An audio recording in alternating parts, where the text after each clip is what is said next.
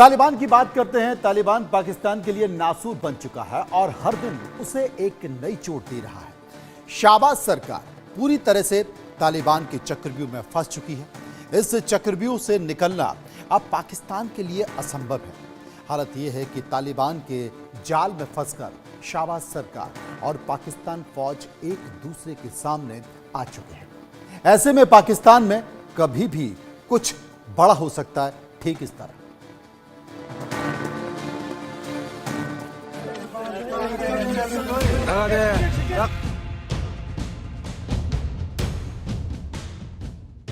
साजिशों का शहंशाह, षड्यंत्रों का बादशाह, विश्वासघात का सिकंदर पाकिस्तान फंस गया है, घिर गया है, तालिबान के चक्रव्यूह से चकरा गया है।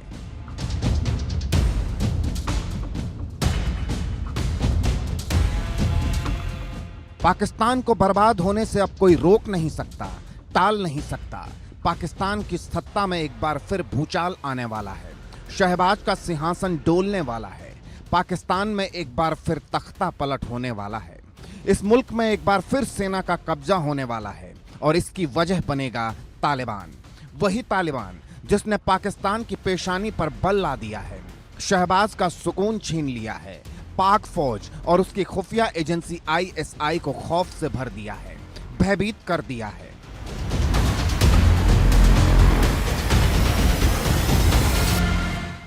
यह तस्वीर उन परमाणु ऊर्जा आयोग के अधिकारियों की है जो इस वक्त तालिबान के दोस्त TTP के कब्जे में हैं और शहबाज सरकार से अपनी रिहाई की गुहार लगा रहे हैं।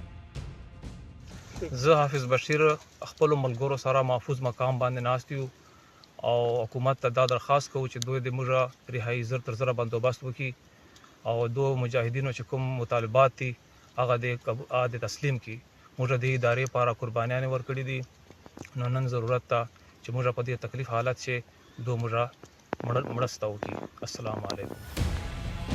इनके चेहरे का खौफ, इनकी आंखों का भय साफ देखा जा सकता है, समझा जा सकता है।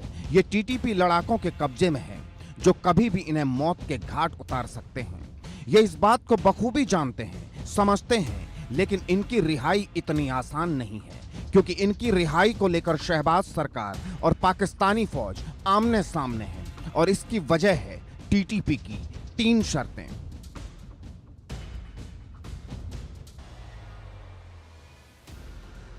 क्या हैं ये शर्तें? क्यों इसे लेकर पाकिस्तान सरकार और उसकी फौज आमने सामने है? इसका खुलासा आज इंडिया न्यूज करेगा, लेकिन उससे पहले बात उस खुलासे की जो पाकिस्तान को लेकर तालिबान ने किया है। इस खुलासे के बाद पाकिस्तान दुनिया के सामने बेनकाब हो चुका है।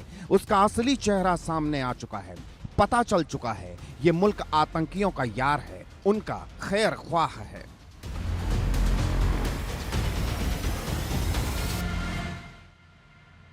तालिबान के डिप्टी विदेश मंत्री शेर मोहम्मद अब्बास लगातार पाकिस्तान की बखिया उधेड़ रहे हैं। उन्होंने एक बार फिर पाकिस्तान को लेकर चौंकाने वाला खुलासा किया है।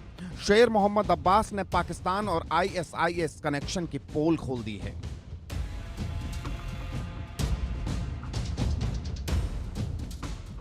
शेर मोहम्मद अब्बास ने दावा किया उनके पास सबूत है। ISIS पाकिस्तान में अपने बेस चलाता है, वहां ट्रेनिंग हासिल करता है, उसे पाकिस्तानी सेना की तरफ से तमाम तरह के हथियार मुहैया कराए जाते हैं। उसके बाद उन्हें अफगानिस्तान में हमला करने के लिए भेजा जाता है।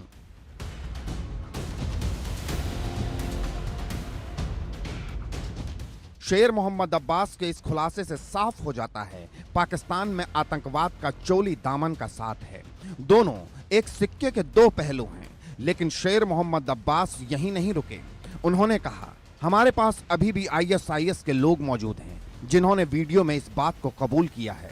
वो पाकिस्तान में ट्रेनिंग लेकर अफगानिस्तान में हमला करते हैं। मुझे दुख के साथ ये कहना होगा इन सभी गतिविधियों का केंद्र पाकिस्तान है, जहां इन आतंकवादियों को पाकिस्तानी सेना ट्रेनिंग और हथियार देती है।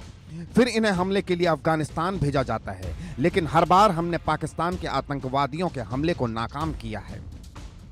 तालिबान का यह खुलासा पाकिस्तान को आईना दिखाने वाला है क्योंकि ये वो मुल्क है जो अपनी जमीन पर आतंक की पौध उगाता है, उसे खाद पानी देता है। जब ये आतंकी तैयार हो जाते हैं तो इनकी मदद से दूसरे मुल्कों में दहशत फैलाता है और खुद को दुनिया के सामने आतंक का मारा बताता है।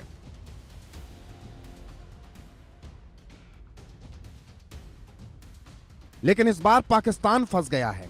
टीटीपी और तालिबान के हमलों से तो वो पहले ही कराह रहा था, अब टीटीपी ने उसके लोगों को अगवा कर उसकी हलक सुखा दी है। टीटीपी ने पाकिस्तान परमाणु ऊर्जा आयोग के अधिकारियों की रिहाई के बदले में 3 मांगें की हैं। इनमें पहली मांग है टीटीपी लड़ाकों के परिवार, जिनमें महिलाएं, बच्चे और रिश्तेदार शामिल हैं, जो सरकारी हिरासत में हैं या लापता हैं, उन्हें तुरंत रिहा किया जाए। दूसरी मांग है लकी मरवत से हिरासत में लिए गए लड़ाकों को रिहा किया जाए। तीसरी मांग है जिन लड़ाकों या उनके रिश्तेदारों के घर तोड़े गए हैं उन्हें मुआवजा दिया जाए। यह आश्वासन दिया जाए भविष्य में उनके घर नहीं तोड़े जाएंगे, उनके रिश्तेदारों को किसी तरह का नुकसान नहीं पहुंचाया जाएगा। जो लड़ाके सुरक्षा बलों के साथ मुठभेड़ में मारे गए हैं उनके शव परिवारों को लौटाए जाएं।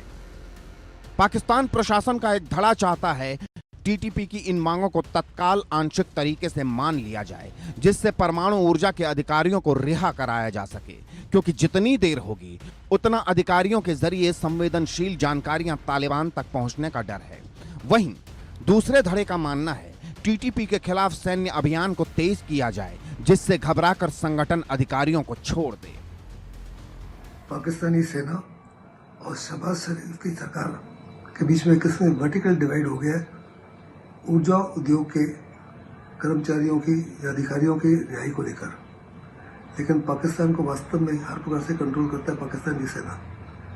तो ऐसे जो चीज़ सेना चाहिए शहबाज शरीफ सरकार इवेंचुअली वही करेगी, और अगर वो नहीं करती तो उनको हटा दिया जाएगा। लेकिन इस समय सेना के अंदर भी एक किस्म से वर्टिकल डिवाइड है। कुछ सेना के अधिकारी जो हैं वो चाहते हैं कि तरीके तालिबान के साथ किसी न किसी तरीके से कॉम्प्रोमाइज़ किया जाए, और कुछ चाहते हैं कि उनके खिलाफ कड़ी कार्रवाई की जाए। लेकिन पाकिस्तान ज़बरदस्त दुविधा में है।